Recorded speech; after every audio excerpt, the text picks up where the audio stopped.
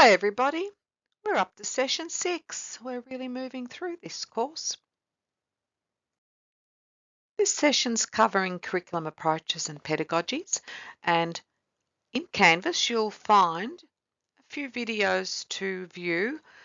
One is on Professor Colette Taylor's longitudinal study that's about quality in early childhood settings and how important it is for teachers to be intentional in the way that they guide and support children's learning. And there's also a couple of videos based out of Queensland in early childhood settings that are really fabulous little videos that will show you what intentional teaching and planning curriculum based on children's interests look like. So the way that we view teaching and learning impacts our work and in turn children's experiences. So it's important to think about the type of experiences that you want children to have within the settings that you will be working in.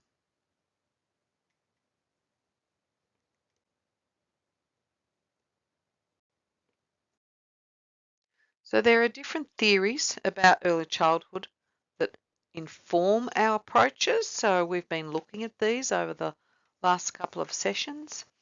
And as early childhood educators, it's important to draw on these theories and different perspectives in the way we work because they guide our practice.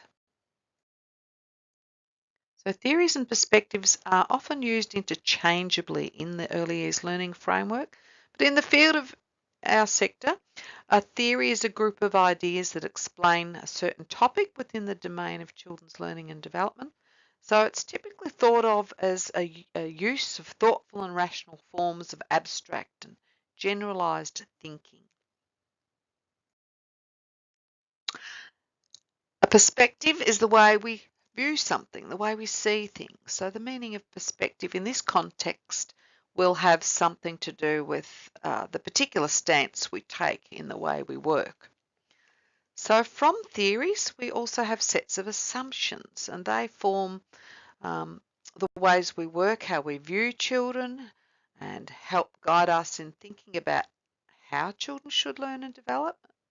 And they influence us in the way we think and act. And they do impact on our ideas and beliefs. So, theoretical perspectives shape our practice. And the early years learning framework suggests that different theories inform approaches to children's learning and development.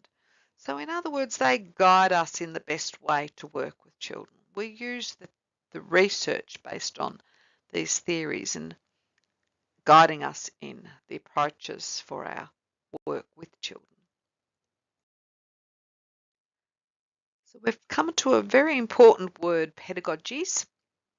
So unpacking the terminology is important because you will find in your task on professional experience, you are going to have to do what we call pedagogical documentation.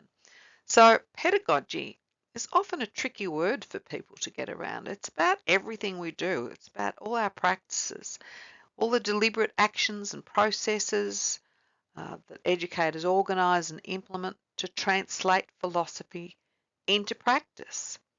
So it's about what you do, the way you work, about the theories and approaches you adopt to put into practice. So when implementing approaches to curriculum, we have to investigate and make decisions about these pedagogies, thinking which are the ones that are useful for us, which are the ones useful for you as an educator, which will you use. So pedagogies also need to be not just about relationships and the way you work with children and families, but also about your intentional teaching strategies, the way you document and assess children's learning. So that could be that you really want to have a shared collaborative approach in the way you work with families, planning for children based on the values of the families and the information you gain from the families. A two-way assessment process. but the pedagogies will also relate to the types of learning experiences you give for children and the way you set up your learning environments. Are they stimulating and aesthetic? Are they engaging? Do they allow for hands-on exploration? Is there enough for children to do? Is it a quality environment? These are all the things that we'll need to be thinking about in what we know is important and the way we translate that into practice. So different philosophies and approaches will guide the way you work, and many educators actually take the best of both, or the best, not just both, sorry, the best of everything and put into practice. They'll use a number of different approaches to guide their work, not necessarily just one way. We also need to be very clear on the definitions of curriculum because sometimes people bandy the words around and they'll call it a program, something else a curriculum. But the term program and curriculum are seen as different according to Nuttall and Edwards. So a program is about the experiences that have been intentionally planned, whereas a curriculum is about everything that happens from the moment the child arrives at the door. So I'm going to give you an example. When a family enters a service, sometimes you'll see an educator who may just stay sitting at the table with a child. They may look up and nod, show acknowledgement that the family has arrived, but others will intentionally stand up, approach the family, get down at eye level to the child to say hello and use their name. That type of practice is more likely to support and build the child's sense of identity and belonging. It's about including the family and welcoming them on arrival. So it's the teacher's practice that's supporting what it looks like in practice, which is very different to someone who just nods or waves and stays seated. So the ALF also tells us that curriculum encompasses all the interactions, experiences, routines and events, whether planned or unplanned, that occur in an environment designed to foster children's learning and development. Now, I've particularly chosen this photo to have here. It's at a friend's service at a kindergarten in Heidelberg. And you'll see from the photo that the block corner is very orderly. Everything's organised, aesthetically presented. Think about what message that gives to the children, that the blocks have a place, a sense of order. Whereas sometimes you might see a centre where everything's higgledy-piggledy, they're thrown on the cupboard shelves, they go in no particular order. So what message is that giving to the child? So you can see that's just one little example of how the way an environment's planned and set that guides and helps children to take responsibility in the way they may pack up as well. But that practice, just from this photo, would be modelled and the children would be acknowledged for their efforts. The children would be guided to participate in pack-up routines in the way the environment's put back in place at the end of the day. So that can be seen as someone's pedagogy, their approach and practice and what it looks like with children. We have curriculum approaches that are very adult-centred, where the adult makes all the decisions, and that's a very different looking approach to a child-centred one, where it's integrated and the children are viewed as a community of learners, where the children often drive the curriculum in the way forward that they do due to their interests and what they want to learn. So different types of curriculum approaches are based on different theories. We've got social learning theory or We can call it the direct instruction curriculum, very much like Sesame Street, if you remember that show. And the child is very dependent on the teacher. There's a lot of rote learning, ABCs, learning numbers, very teacher directed on skills and facts, rote learning by children without taking ownership of it themselves. Then we have socialisation curriculum based on maturationist theory, where the children are required to direct their own learning. They're free to drive that curriculum forward. This is the type of approach that the Reggio Emilia programs use. Collaboration between adults and children. Constructivist curriculum is based on Piaget and Vygotsky. So this is active participation between the child and the environment, and the teacher acts as a facilitator in the way they work with the children to problem solve. So this is an important point, just to think about curriculum approaches and thinking about which type of approach you might think is best and why. What might suit you now that you know more about theory?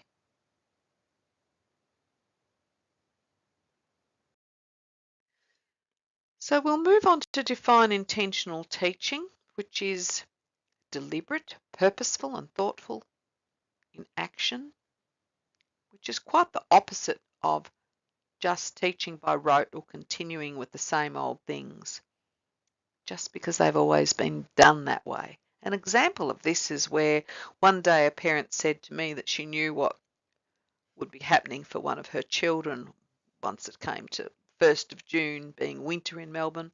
She said, oh, every year I've had 3 children at that centre, and every year the first day of winter the teacher will get them to make rain clouds on paper and will blue tack them to the roof. She's always done that, year in, year out. Well, intentional teaching is the opposite of teaching by rote and continuing just because things have always been done that way. An intentional teacher will respond to children and plan curriculum based on their interests and allow it to move forward in ways that can be full of surprises, full of possibilities. When we talk about intentional teaching, it's also important to think about the different terms of child-guided experiences, which are based on the children's interests and actions, compared to adult-guided, where the teacher proceeds along the line of their goals. So it's important to have a balance of both. There might be things missing from the curriculum that you know you intentionally need to bring in. For example, a parent might say, oh, I've been really worried lately. My child just is not wanting to hold my hand when we cross the road. And you might think, perhaps I can bring in some things about road safety to curriculum and work collaboratively with the family because there's something the parent's worried about. So teaching techniques are about us, what we do, where we plan based on children's emerging interests, but we also use everyday meaningful opportunities for teaching moments. A child might come in on Monday morning with a bird's nest, and you can use that opportunity for curriculum. So planning curriculum is based on children's abilities and interests, but also in the way that you build dispositions for learning. Dispositions are words like taking an interest, curiosity, confidence, risk-taking, resilience, being curious, persevering. There's a whole lot of different ways that we need to think about dispositions for lifelong learning in what we want to build for children, for skills for life. And we support children's learning through our environments, the materials and equipment we offer, but also by being involved with the children. So you'll become more familiar with some of these terms once you start to unpack what they look like. Teaching strategies or techniques are what we refer to them. I'll just pick out a few here: encouraging, facilitating, modelling, negotiating, praising, questioning, scaffolding. We tend to use a range of all of these as early childhood teachers. We can draw on them in everyday situations. So becoming familiar with what they look like and thinking about which strategies you will use will be important. They relate to the way you might gather children or disperse children from a group time, or the way you might sit to be involved with children, or modelling behaviours, or the way you use open-ended questioning to provoke the child's thinking. So we plan environments, no matter what curriculum approach that we use, but where we notice, recognise and respond to children in order to keep planning for the planning cycle.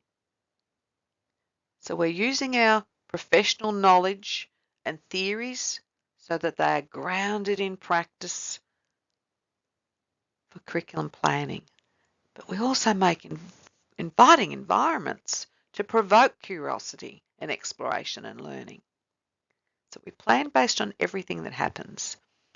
This photographs of Annette Sachs, an Indigenous artist working with the children on a pavement design, which led to lots of different things that the children followed on with curriculum based on their interest in acutely watching Annette paint. And they became very familiar and knowledgeable about all the different Aboriginal designs that she used.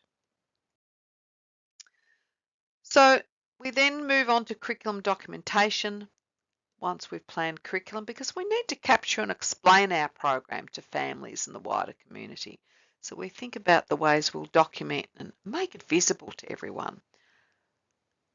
And when we do this, we're capturing individual and also group learning by the children.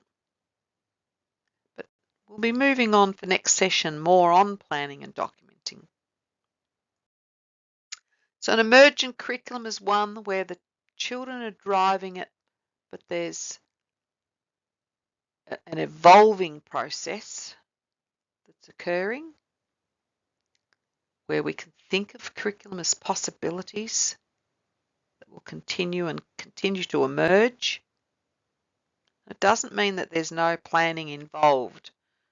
Some people think, an emergent curriculum means you don't plan anything, you just rock up on Monday and see what happens. It doesn't mean that.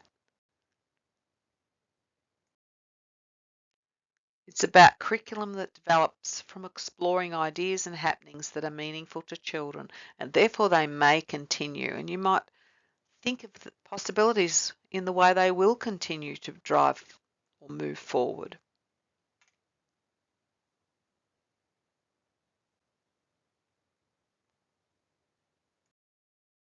So an emergent curriculum is non-linear, it's constantly evolving. Sometimes there's lots of different investigations going on at different times because one interest might become a group interest, but it may have started from one individual child, or there could be groups of children that have different interests where you've got a number of things going on within the curriculum.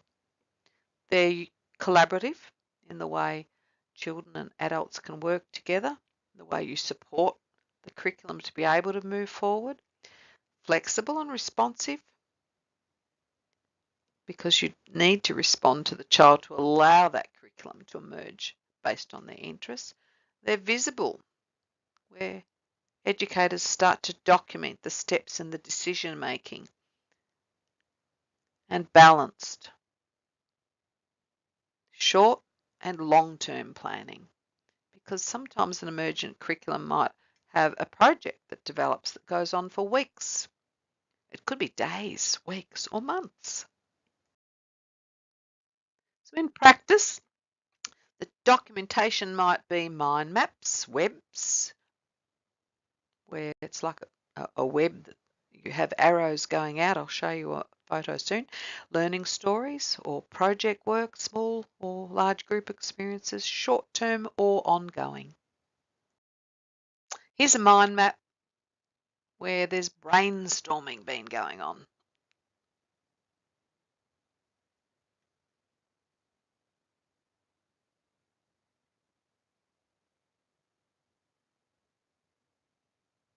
You can see here that the educator, Joy LeBois, has worked with children on thinking of all the possibilities from questioning with children, thinking about the possibilities that might lead to other areas of curriculum. Possibilities. A web, and that can take on many different forms and focuses as well.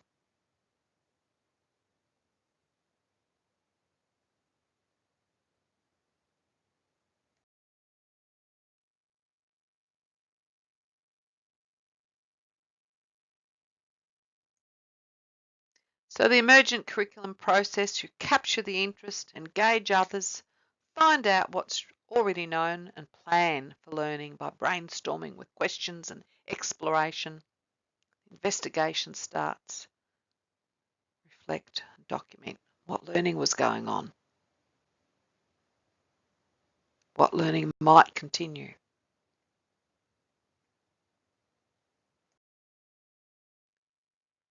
So the National Quality Framework and the emergent curriculum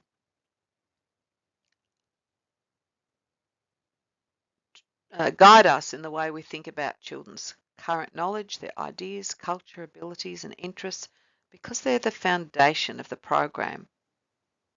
And they guide us in that we use these aspects to be responsive, to plan for children based on their strengths, abilities and interests.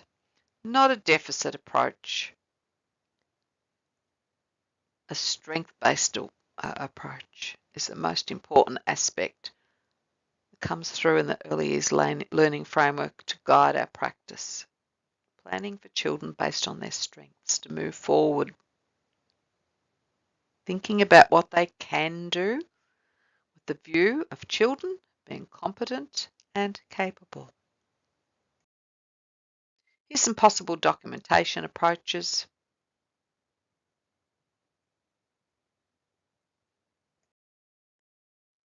Then we're moving to an end, just thinking about what a project approach is, in-depth studies of a particular topic that one or more children might undertake based on interests and events. But usually it's something that's of great interest to the child, and it could be, as I said, days, weeks or months. It goes on. It's often linked to or used within emergent curriculum. And often it's on the provision of child-initiated project. So the child is often the one really driving it forward.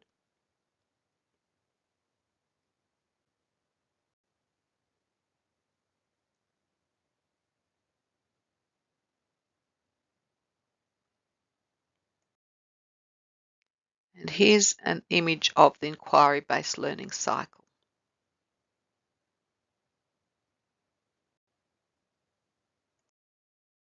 And we've finished the session.